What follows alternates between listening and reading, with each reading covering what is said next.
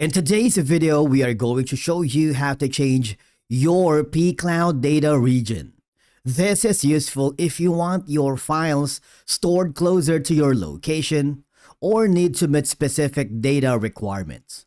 Let's begin. Now, the first thing that you need to do is log in using your credentials, and then you can go to the top right corner where you can see your profile icon and click the settings, and then click the account, or click the blue button here on the center so that it will forward you to your account.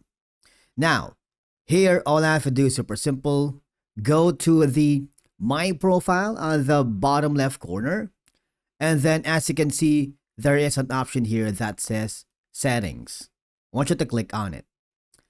As you may notice, that the data region is just here. Okay? All I have to do, if you wanted to change the data region for your files and data which is currently being stored in the United States, okay, click the Change Region. But please take note, as you may notice,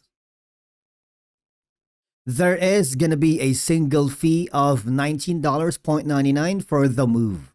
So I want you to read and understand all the terms and conditions. And if you are really sure to change your data region, just click the I have read and agree with these moved terms and click the request move.